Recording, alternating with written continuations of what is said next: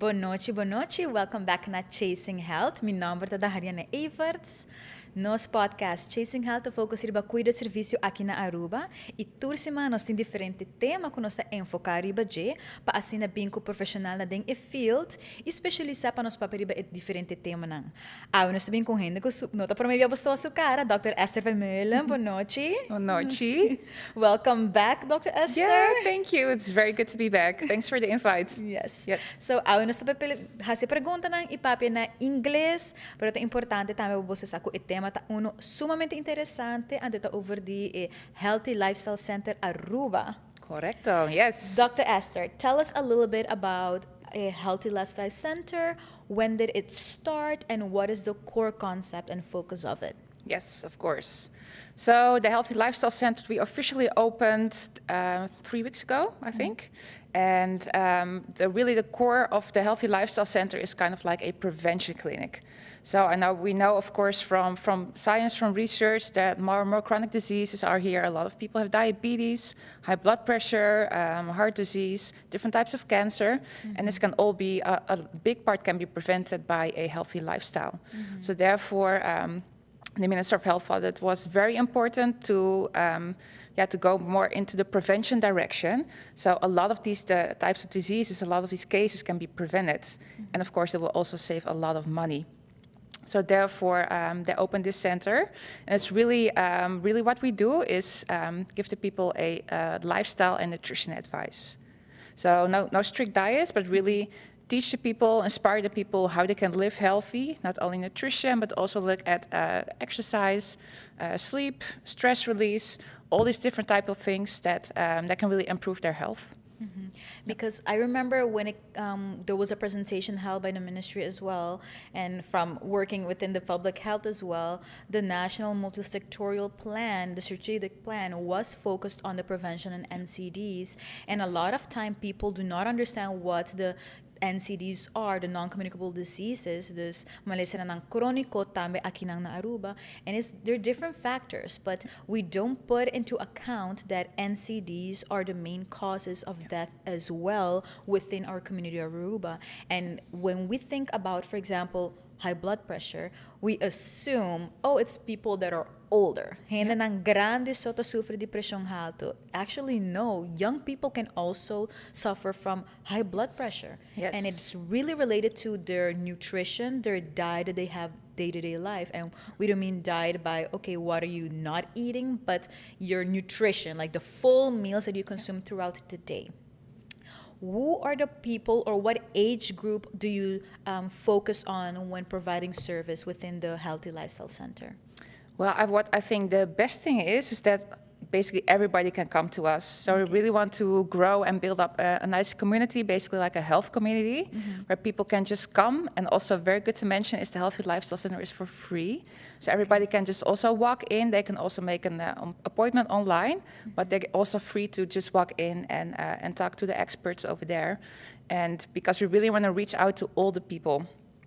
And, we just started, but we have a lot of great plans because we also really want to go into the community.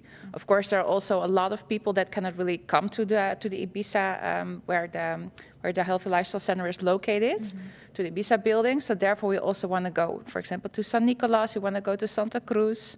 We want to actually build a healthy lifestyle center on wheels, so we can actually go into the community, take blood pressure, take all these different types of things.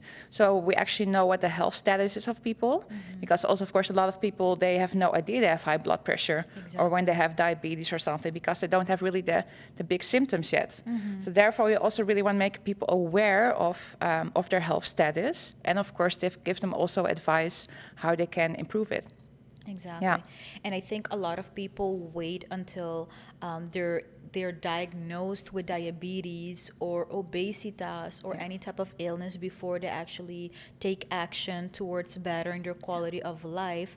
And we do know that at the primary caregiver, the doctor de cas, you have like the POHAs that provide the service, but there's not at every doctor de casa. So therefore, the support that you can give each other as professionals within the health field as well is super essential. And I'm really happy that you can offer this service for free, because a lot of people, even if their POHAs and Dr. de casa mentioned you need to focus on your nutrition, people will say, but yeah, it will cost me money. I'm not gonna go to a dietitian, a nutritionist, or even focus on the gym, because gyms are expensive. That's why going to a clinic like this, a center, will provide you those services for free, and also try to work towards sustainability. I do like the fact that you mentioned that you're gonna try to do it on wheels as well. Yes. For people that perhaps are on a specific tight shift at their work, is there a possibility to provide the service on a digital format? For example, doing a video, meeting with them where they can do it during their lunchtime, or from the distance from their home, or if they're bedliggende as well? Yeah, absolutely. Very good to mention. Yeah, absolutely. We also do online calls because you want to reach basically everybody on the whole island. So definitely, that's definitely an option as well. Yes. What also I think is very good to mention is that, of course, we focus on nutrition and lifestyle, but we also have some very cool events that we're going to organize every month. We're going to do it together with maybe the Ibiza themselves, so we can actually get the people into action mode, so they actually can go start walking with us. Of course, it's very nice to do everything in a community. So we also really want to base up a online community, so we can. Now, if we are not actually there, that people can still be inspired by different types of videos. Also, of course, do the video calls with us if they're in bed or if they're at their work. So basically that we're always reachable. Yes, to create accessibility for the type of services. Exactly. One thing that is important to mention is the Healthy Lifestyle Center is not just standing on their own. They're actually collaborating with different organizations such as Ibiza, with the Directie, and aside of that, other members from the plataforma de Salud, which has different organizations. I think the majority of the community knows who are in the plataforma, but also the point is to join as well the Sabonumber committee, which is the ones that does the health measurements as well, leading up to hopefully this year in September having a health expo again, where you can share your knowledge and expertise on the theme that's going to be focused on health promotion at work as well. Yes, definitely. No, absolutely. And what we're also going to do, because I'm there with Sandira, she's a certified dietitian, and I also give people advice, but what I'm also going to do is actually start analyzing the data a little bit, because we're getting a lot of data. We're doing a lot of health parameters. So we know exactly what how their health is of the current people. So we can actually also analyze it and see, also of course share it with the DVG. So we can actually give people some numbers of what the current health status is of the people, which of course where we start. If we don't have a starting point, you don't know where you're working towards to. So that's super important. Yes. Yeah. I think with the data, we can also focus upon creating prevention plans and programs that can be implemented not only within public health, but also in different work spheres. Yeah. I think that's important. But for people that will be interested in conducting research, we had previously as well the University of Aruba. They do focus on research. Is there a possibility for students or PhD candidates to do their research where they can focus on these specific healths and help analyze this data for the community? Probably. We did not talk about it, but we really love to think in opportunities. So I'm pretty sure that is definitely an opportunity, because there's going to be a lot of data. We have already a lot of patients that are clients, that come in and that we're already treating. So that's, I think it's going to be, people are coming more and more. So we're going to be collecting a very big database. Yes. Yeah. Okay, and if we focused on the nutrition and the consumption that people have here in Aruba, what do you notice in your professional stance are the most frequently asked questions when they come to you? So what I really see over here, most people that come in is it's like black and white. So they think like, or I want to eat basically everything. I want to go to Wendy's, and the other thing is they only want to eat like rice, broccoli, and chicken. So they're really on like the strict diets. But we really like to teach them and inspire them that actually healthy eating can be very tasty as well, and that there are a lot of options that they can prepare their own healthy meals. That also it can be healthy eating on a budget. So healthy eating doesn't necessarily always have to be much more expensive. So we want to give them also a lot of product knowledge, give them some easy to make recipes, and to build step by step a lifestyle that they actually can keep up. Because what I see a lot of people over here, they do super well on a diet for a couple of weeks, maybe months. And then after that, it's basically impossible to keep up. So they get back into old unhealthier habits. And that's where you get like the famous yo-yo effect. And it's super bad for your metabolism. So and it's also mentally not nice, of course, because people get lower confidence, lower self-esteem, because they think they're failing, they're not good enough, they're not persistent enough. But it's actually not them, it's really the diet, because the diet is just impossible to keep up. And those are also things that we would like to teach to people, just take it slowly, take it step by step, try to change little things every day. So it becomes a habit, and a habit, you don't really need willpower anymore. It's just, you don't have to think about it anymore. So it doesn't cost you any energy after 2 or 3 months, more or less. But that people can actually still eat a lot of different things. So we would like to teach them, let them think in opportunities. Because of course we know when people have birthdays over here, when they go out to dinner, they're like, I did so well the whole week, but this weekend I have a birthday dinner and I find it difficult to say no. And then my family prepared all these nice foods. So it's also, I think, the culture over here, which I think we can still make some great progress in, that it's okay to say no. If you're especially if you're sick, if you have diabetes, for example, please don't go eat the cake because you feel obligated. You don't want to disappoint people. It's really think for yourself first, prioritize yourself, and stop pleasing other people. I think that's also especially in women, I see that. I think that's a very important point that we can still make improvements in. And also creating healthier options. For example, within the culture, essentially, we do have, if you grew up with your elders as well, grandparents, and your grandma would see you, she'll be like, you look skinny, let me feed you some more. Even though you just had lunch, they will still offer you. But it's their loving way and nurturing way that they want to provide you more food. But there's also the fact that we need to acknowledge when people, the feeling of being full, it does take your body 20 minutes to recognize that, okay, I'm full, but we have a tendency, we just keep chewing because we want to finish the plate, because we have to get to work, or we have to go to school, or our break is off. So it's you're piling up on the meal that perhaps was not as necessary. But also there is opportunity to enjoy those pleasures of cake, cupcakes, etc. But you can do it with less sugar or a substance of sugar, like change it for something else. A lot of people don't take in consideration the specific fruits also have natural sugars in it that can be adapted. But for a person that comes to you or comes to the Healthy Lifestyle Center, they've received the service, but they had a relapse. What can they do to go back? Are they allowed to come back to you? Yes, absolutely. Everybody can come back as much times as they want to. And relapse is normal. It's not normal if you don't have a relapse, in my opinion, because, life goes with ups and downs. And I always say, fall down 7 times, get up 8. Try every time, in every single moment, you have the chance to make a choice, to go for the healthier choice. So it's really for the people also to, that's just part of their life, to really change their mindset. We also do a lot with mindset training at the Healthy Lifestyle Center. To really change their mindset, I think, it's okay if I fall. And if then just depends on how you get up again and how you can make healthier choices. So also if you had a birthday and maybe you had 1 or 2 glasses too much to drink, or you did have the cake, you actually didn't want to, just to gain 1 kilo of pure fat mass, you need to eat actually 9,000 calories. So that's a lot. So basically, in theory, it's more difficult to gain weight compared to losing weight. That's kind of funny. But really, it's not just if you just drink 2 glasses of wine too much or have a cake, then it's not all for nothing. So that's what a lot of people tend to think. I did so well the whole week, and then I eat 1 piece of cake. I did everything for nothing. Never mind.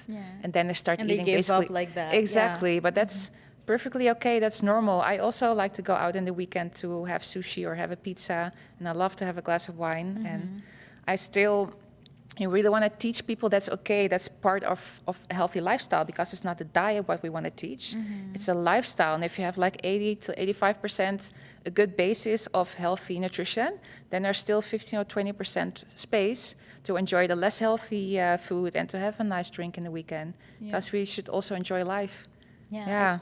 I think it's important for people to also highlight that having a healthy lifestyle doesn't mean restricting yourself from something you like. It doesn't mean you're banned from having, adding sugar to your coffee or having pizza, sushi, ice cream.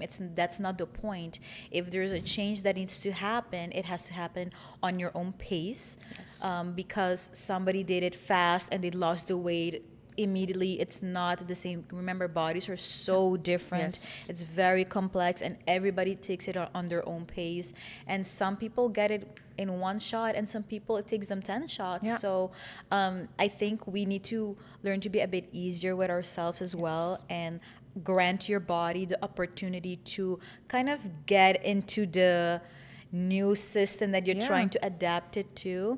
And I do remember in a previous podcast that we did is that it takes your body almost 9 days, your tongue 9 days to kind of cut off sugar and all those goodies that we like to consume.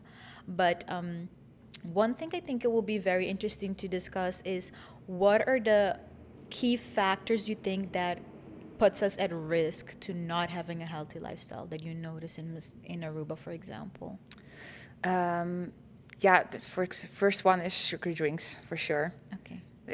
I always like to call it diabetes in a bottle. Okay. Yeah, because all the sugary drinks, a lot of people still have misconception. They think that juices and fruit juices are healthy.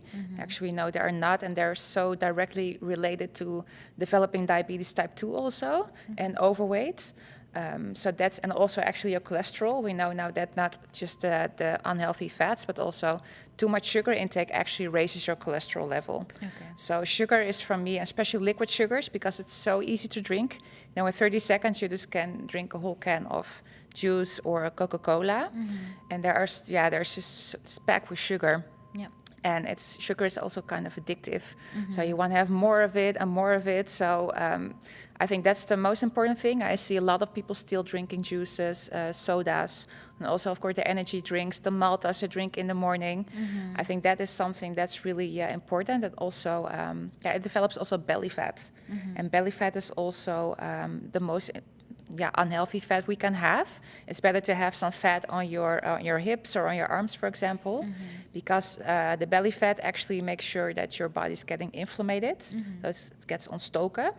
And not really in the sense that we actually feel sick, but it doesn't mean that it's not there. And that is super unhealthy because it can get stuck around your organs. And basically your immune system goes down. And that's why, of course, also a lot of people during COVID who went to the IC, their immune system was not working well. The people most of the times had overweight and they had a lot of belly fat. Okay. So developing belly fat is just super, I think, the most dangerous thing you can develop with an unhealthy lifestyle. Yes. And of course, I studied the relationship between diet and depression myself. Okay. And we also know that healthy lifestyle, not only food, but also especially physical exercise, is super important part of having a healthy, happy brain, let's say it like that. So it's not only the physical part, but it's also the mental part that I think a lot of times is still forgotten, but it's also a super important part of having like a healthy and balanced lifestyle. Exactly. And I think, for example, in Aruba, we see it amongst men and women. Also, the alcohol consumption, like in the month of April, we're celebrating the raising awareness on the consumption of alcohol and trying to create prevention towards it.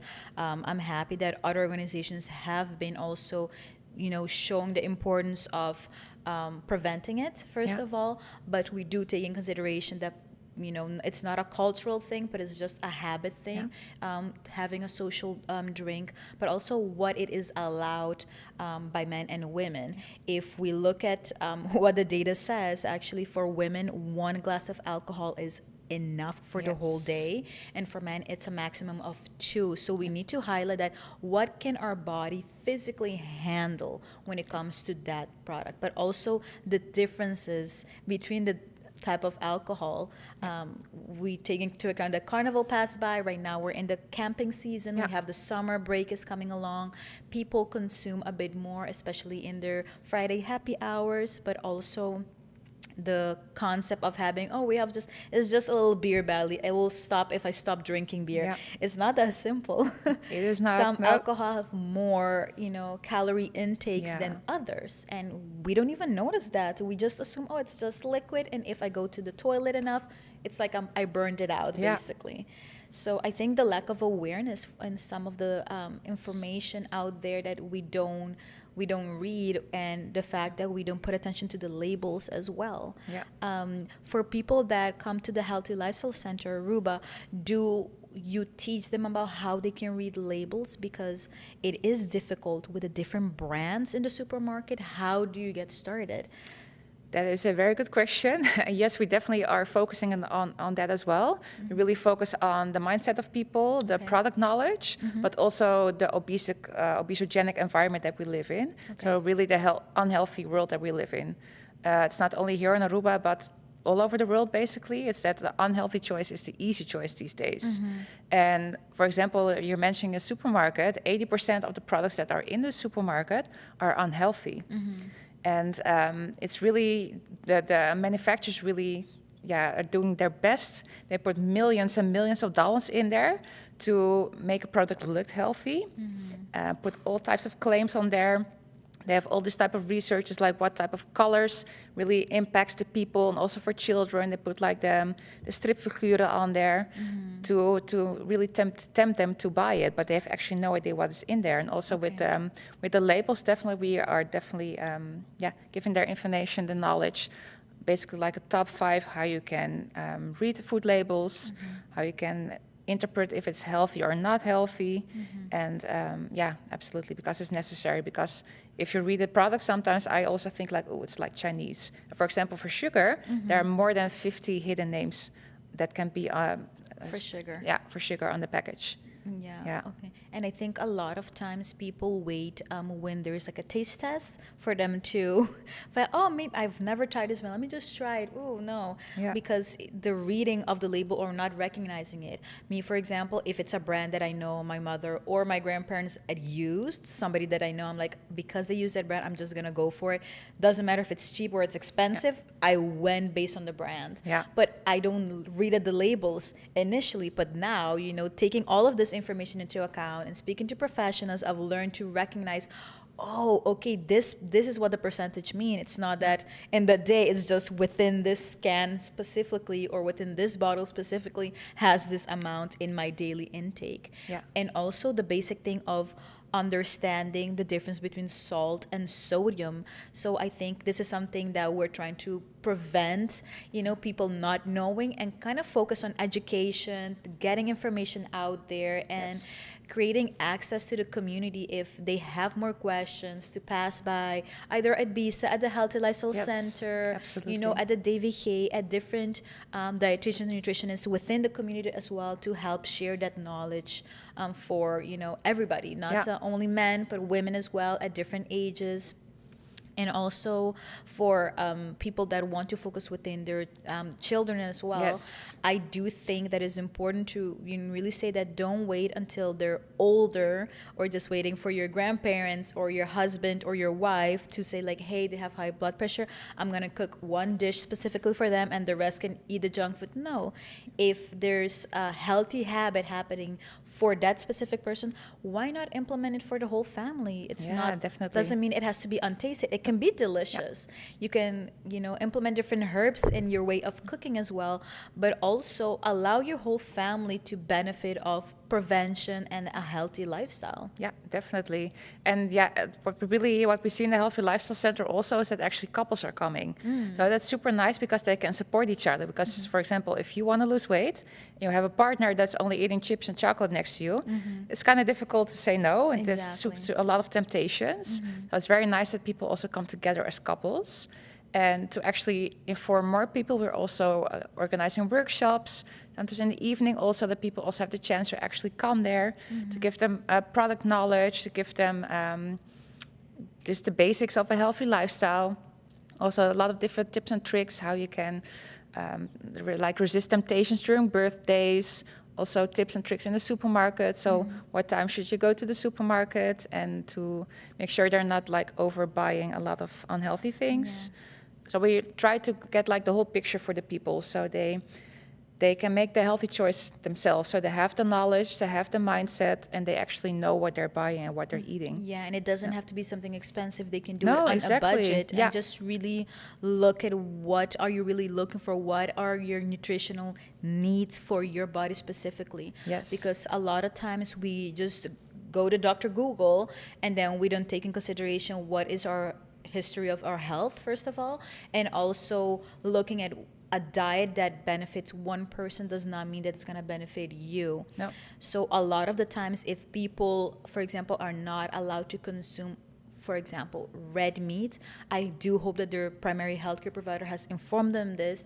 If they're not able to sit down with their POH or the doctor and discuss this in further, do come to the Healthy Lifestyle Center and receive this information. Yeah. But I think one thing that will be important, especially for the viewers as well, is there a possibility for big companies or big organizations to request a workshop for their HR and their management team to understand what is key things that they need to focus on in order to make their work environment healthier for their employees?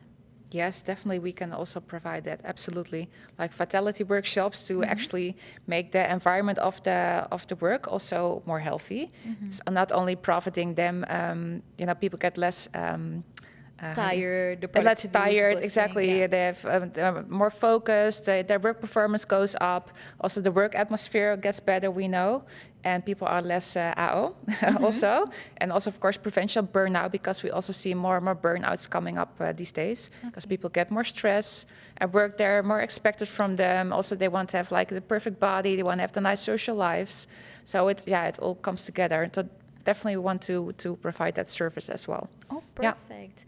And to close off, Esther, where do you hope to see Aruba's developing when it comes to healthy lifestyle? And Sorry, can you repeat it one more time? where do you hope to see Aruba's development when it comes to health?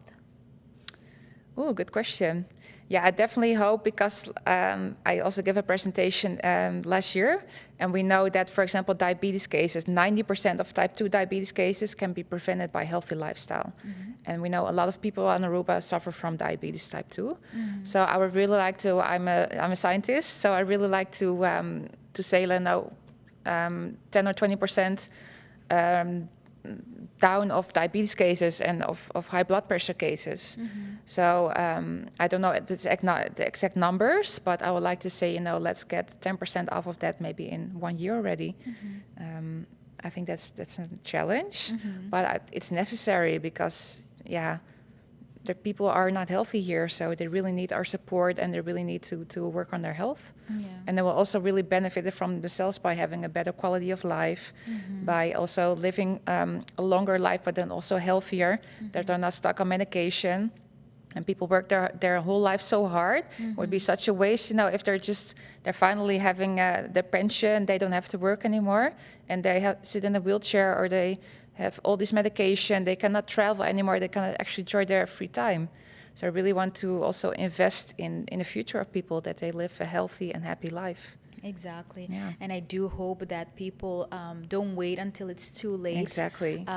Or when you've been diagnosed, in order to ask and seek help. Yeah. Try to work towards prevention. If it's because of overweight, is it because within your family you're scared that perhaps diabetes will be a factor, or cancer will be a factor, or any type of disease? I think we need to truly work towards prevention. Yes. And don't just implement it for yourself, but include your whole family. Yeah. I do know that there are different programs such as Jump 18, School Saludable, that focuses on the youth as well. So I'm really happy that kids are so, they're so considerate in it. They put attention to it. And if the youngsters are doing it, how come we as adults are not able to do it? Exactly. So let's try to support each other. If you personally would like more information, you can also visit the website of www.hlcaruba.com. You can visit the Instagram page. You're on Instagram. The page of Facebook as Yeah. well, and we hope in the future to receive you on more social media banners. Exactly. But, there's going to be different videos released, and Yeah. we hope to see you very soon on a mobile Yeah, service exactly. factor as well. Yes, nice challenges are coming up. We're going to give workshops. We just want to really get the community together and make it like a nice, healthy, happy community. So we're going to be lots of events coming up. Yeah. Yes. Thank you so much, Esther, for being here. And I'm looking forward to different projects and workshops that you're going to be doing within the community as well. And we look forward to also seeing you during the month of September when we focus on the month of health and the health promotion at work as well with the DVG and the other collaborating organizations. Thank you so much for having me. Yes, thank you. Essa aqui da Chasing Health e nós seguinte dia. Feliz noite.